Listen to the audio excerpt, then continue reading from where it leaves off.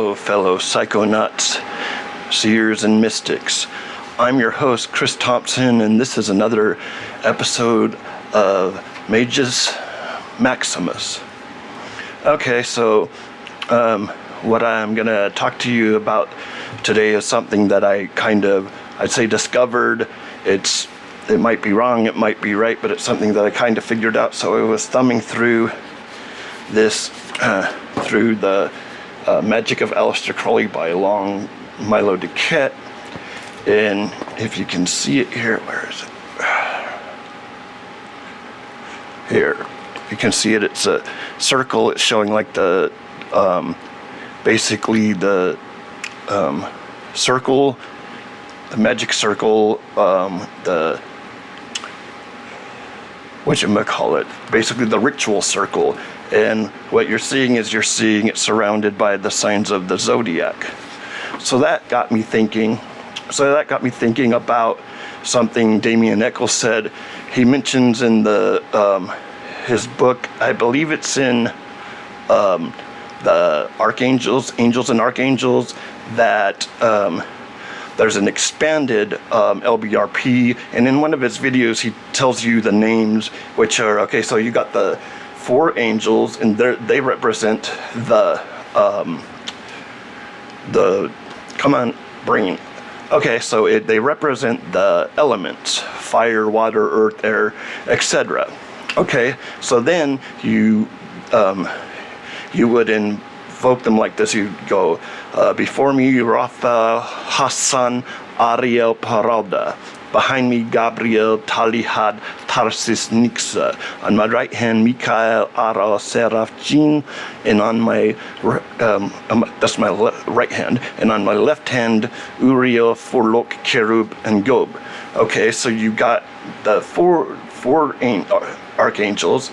And then the ones that extend out, the expanded one, there's 3 for each direction. So that's 3 times 4, which is 12, which is the number of the signs in the Zodiac. So when you're doing an expanded version of the LBRP or LIRP, which would be the lesser invoking ritual of the pentagram, you would expand it by using these names. Therefore, you would be using the powers of the Zodiac within this. And this is something that it just kind of popped up into my head when I saw that. And so that's the main thing I wanted to get along to. So I'm starting to find out that it's like magic, especially ceremonial magic, is so much about astrology, but it's occult astrology. It's not, let's find your birth chart to see if you're going to marry a prince. No, it's not stupid shit like that.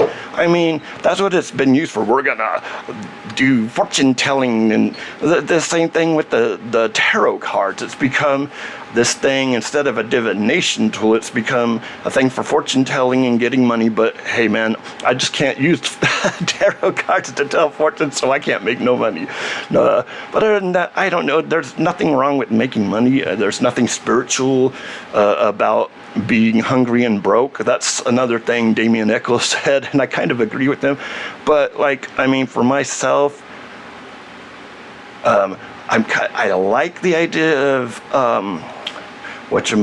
practical magic, as in bringing things to you and causing things to happen. But my complete and total focus is on the theurgy part of ceremonial magic. And I mean, come on, man. Imagine fucking uniting with God. I mean, and I'm not talking about this idea of a God that sits on the throne. No, this is like the source that created everything. Hell, it might be the source that created the source. So we're talking about, sure, there's this whole disillusion part, but you'll become, the whole point of becoming more than what you are, and to be able to escape this circle of death, reincarnation, death, birth over and over again, and just being thrown like randomly into another life.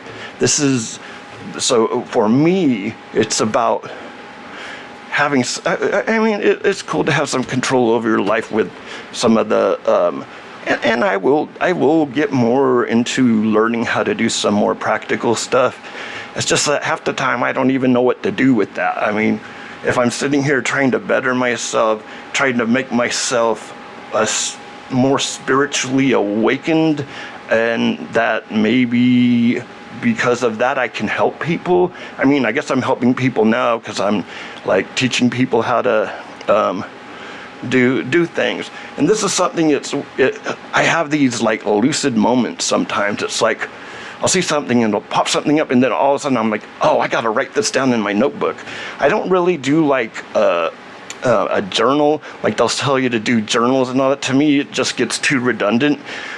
But what I do is a lot less organized, but if I got an idea of something, or I got an idea for a ritual variation or something like that, I write it in my notebook. If I am meditating and I come up with an epiphany of something, I write it down in the book. So it's stuff that I don't want to lose. Like, I don't want to sit there and write everything I did every time I did a ritual. I mean, boring. I mean, I see the purpose of it, and probably maybe people who do a journal will have better progress than I do, but I just kind of have I've always had this thing where I have whatchamacallit, I have bad attention. My attention span is like this short, man.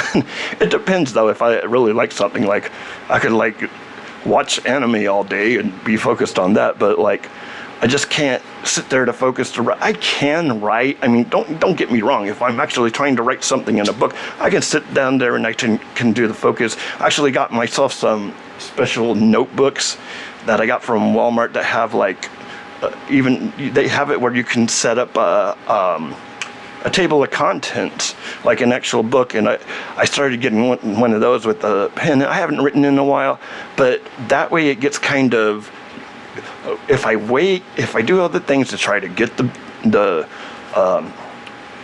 computer started and then start up and go writing on the whatever Word or whatever, I'm less likely to do that. I'm more likely to, hey, I'll pick up this book and I'll write with a pen. I'm more likely to do that. So, which I need to get my ass writing again.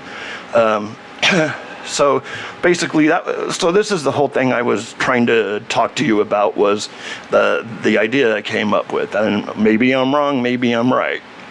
But it's kind of interesting that the other names and I forgot to tell you, okay, they're called the angels, angels, the rulers, and the kings. So you got the archangel, say take the archangel Raphael. So Raphael, Hassan is the angel, Ariel is the ruler, and hold on.